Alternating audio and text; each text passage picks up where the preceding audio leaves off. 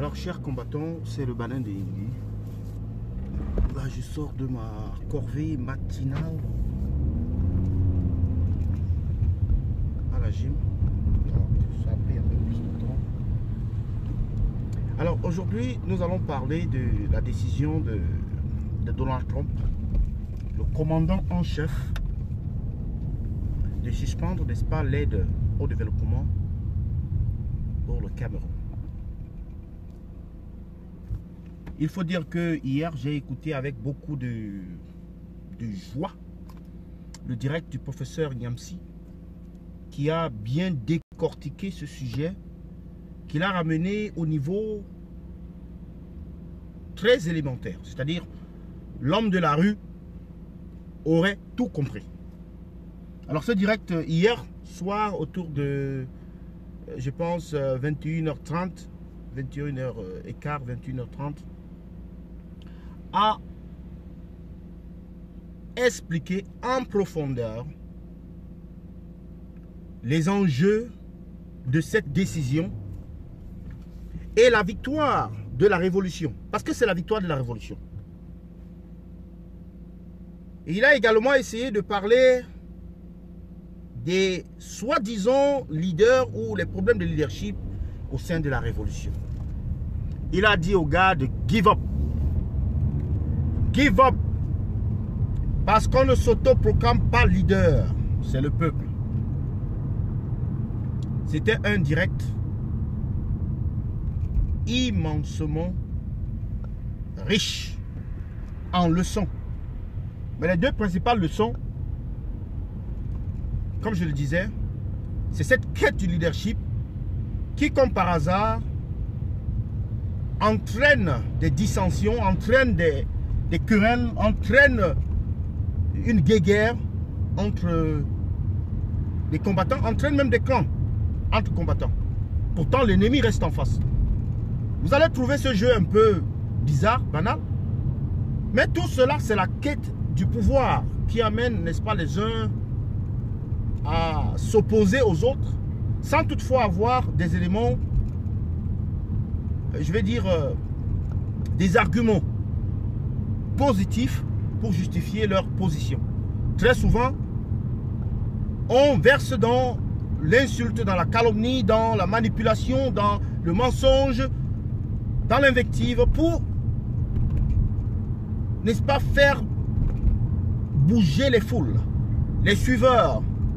Et il y a certains d'entre nous, les suiveurs, qui malheureusement suivent comme des moutons, sans toutefois se poser des questions pertinentes, sans toutefois se poser des questions importantes par rapport à ce qui est dit.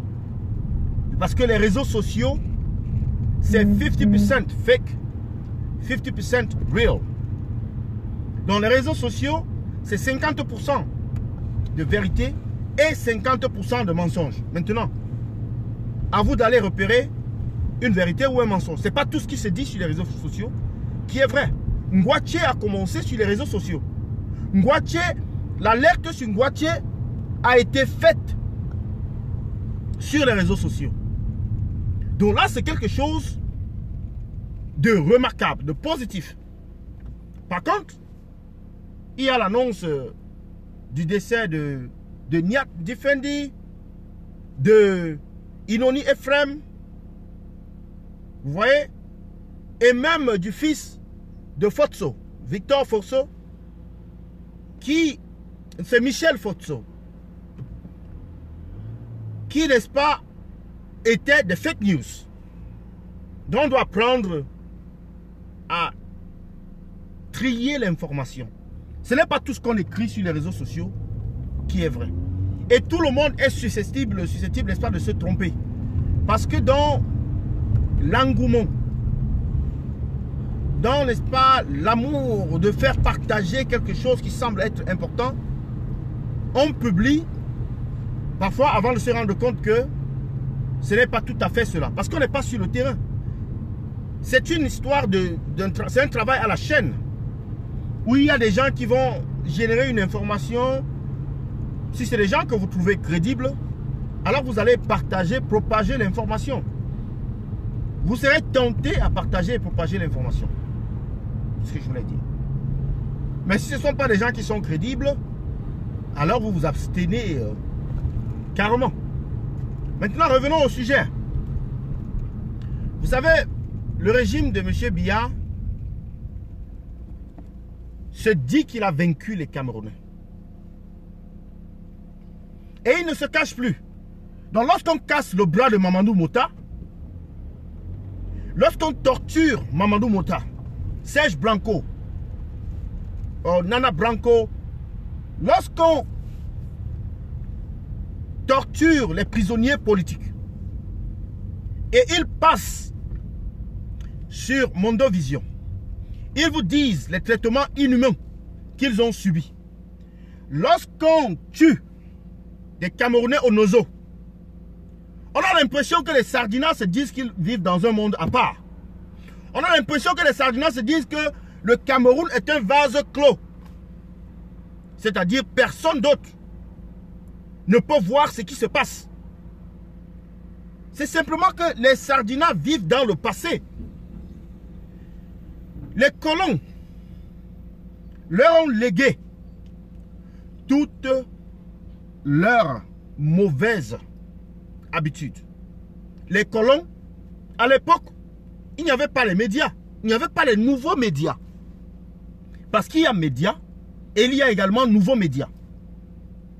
Lorsque les autorités judiciaires violent la loi et se retrouvent en train de juger des gens qui ont été arrêtés sous le coup d'un mandat de perquisition, à quoi est-ce qu'on s'attend?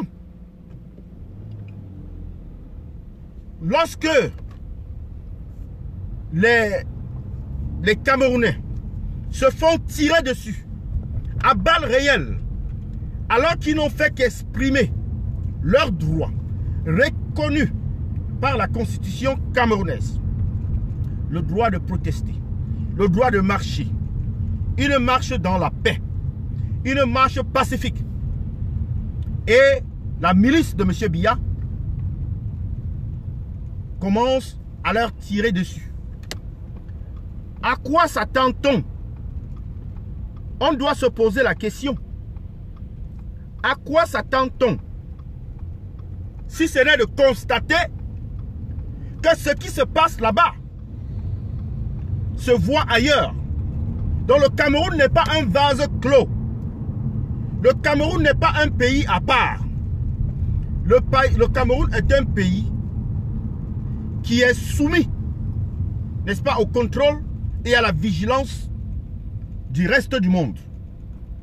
Et donc, lorsque ces informations sont propagées, parce que les Sardinas, ce qui les intéresse, c'est de combattre les informations qui sont propagées, plutôt que d'interdire les actes qui ne devaient pas avoir lieu. Vous voyez? Combien de fois? Jamais, mais alors jamais, le régime de M. Biya n'a condamné les actes de torture. Jamais, mais alors jamais, le régime de M. Biya n'a proscrit l'usage de la torture comme un moyen de contrôle des foules, comme un moyen de contrôle de certaines situations. Jamais le régime de M. Biya n'a condamné les officiers responsables des bavures, de la torture, des traitements inhumains et voire même des crimes. Jamais. On se souvient de l'affaire des enfants et de leur mère abattus dans le nord du Cameroun. Et ce régime-là, qu'est-ce qu'il a dit? Il a dit qu'il s'agissait là d'un acte qui s'est produit au Mali. Décidément, ce n'était pas au Cameroun. Mais alors, quelques instants plus tard, des informations ont été recueillies par des organismes internationaux, par des chaînes de télévision internationales comme le BBC, qui ont exposé, n'est-ce pas, le mensonge d'État. Et qu'a fait l'État? Qu'a fait le gouvernement de M. Biya? Rien du tout. Même pas demander des excuses au peuple camerounais. Même pas s'excuser auprès des familles des victimes. Aujourd'hui, on nous parle, on nous dit, écoutez, ces personnes-là sont arrêtées, ces personnes-là seront jugées. Ces tribunaux ou ces procès devraient être publics. Pas privés, pas cachés. Ces procès devraient être publics. Si le régime de M. Biya veut se doter même de 5% de crédibilité, parce que pour le moment, ils ont zéro crédibilité, alors le régime de M. Biya se doit de faire en sorte que la justice soit accessible et qu'elle soit publique. Parce que la justice n'est pas rendue au nom de M. Biya, la justice est rendue au nom du peuple camerounais. La justice est rendue au nom du peuple souverain. Donc on ne peut pas se prévaloir de rendre la justice pour le compte d'un homme. Et c'est ce qui se fait. Un magistrat ne peut pas donner une décision qui ne sera pas qui sera à l'encontre de la vision du RDPC, qui sera contre, n'est-ce pas, les intentions de M. Biya, qui sera contre le gouvernement camerounais. En Angleterre, la justice, la Cour suprême, a rendu un verdict qui a condamné le gouvernement de M. Boris Johnson d'avoir, n'est-ce pas, suspendu le Parlement illégalement. Il nous faudra peut-être 100 ans au Cameroun pour qu'on en arrive là. Voilà ce qu'on appelle une justice indépendante. Lorsque vous vous faites matraquer par des policiers, vous vous faites fusiller par des policiers et qu'on refuse de rendre justice, c'est de cela qu'il est question dans ce rapport ou dans cette décision des États-Unis. Les États-Unis ont été patients avec le Cameroun. Les États-Unis ont donné des avertissements. On se souvient des sorties de M. l'ambassadeur des États-Unis. On se souvient de M. Tibor Nagui lorsqu'il est venu au Cameroun. Ce qu'il a dit, ce qu'il a émis comme conseil au gouvernement camerounais.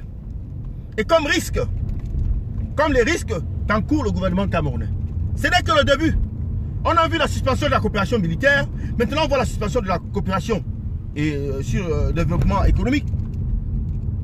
What is next? Ce qui va suivre, c'est le gel des biens et des avoirs des ponteux du régime. Ah oui, vous vous souvenez que le professeur Nyamsi avait fait un développement spectaculaire à ce sujet il y a de cela peut-être 4 à 6 mois. Il avait parlé de fond en comble de ces sanctions. Il y avait même une liste, n'est-ce pas, de personnalités et de membres de ce régime sanguinaire dictatorial de M. Biya qui seront ciblés par de telles mesures.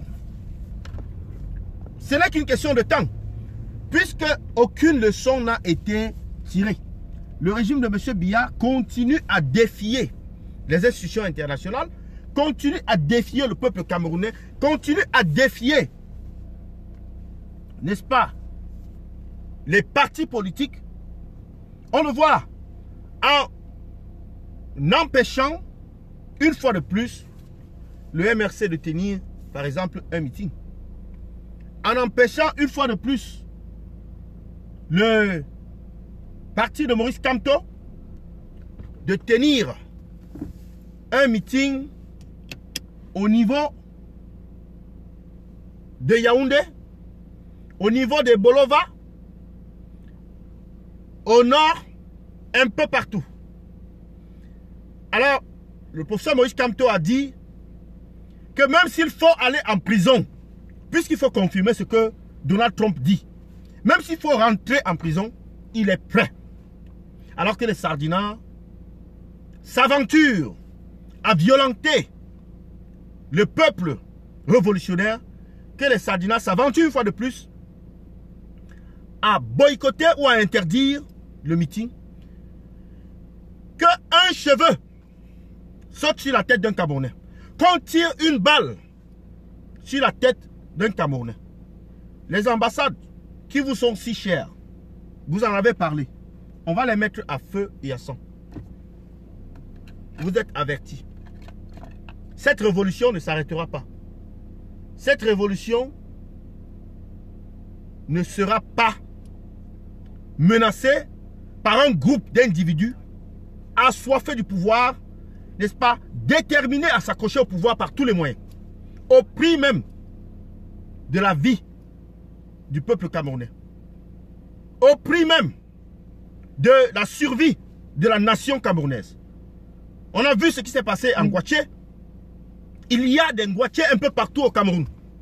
Mais le régime de M. Biya, comme pour ce qui s'est passé à Ezeka, comme ce qui s'est passé sur l'Axe Lourd avec la buse qui avait cédé, vous voyez là, je pense que c'était à Ebolova où il y a une buse, une route comme ça qui a cédé également. Rien n'est fait. Le peuple camerounais, vous êtes abandonné à vous-même. Le plus tôt vous allez le comprendre, le mieux ça sera.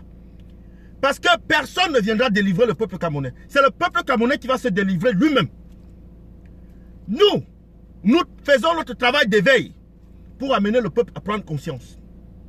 Et c'est grâce à la diaspora, au travail de la diaspora, qu'on en est arrivé là, à cette décision. C'est grâce à la diaspora déterminée. C'est grâce, n'est-ce pas, au peuple camerounais de la diaspora qu'on est arrivé à cette décision-là, n'est-ce pas, de condamner le régime de M. Biya. Et donc sur ce, je vais vous quitter et je vous donne rendez-vous ce soir pour un autre direct. C'était le Banin de Yingui. Bonne journée à vous.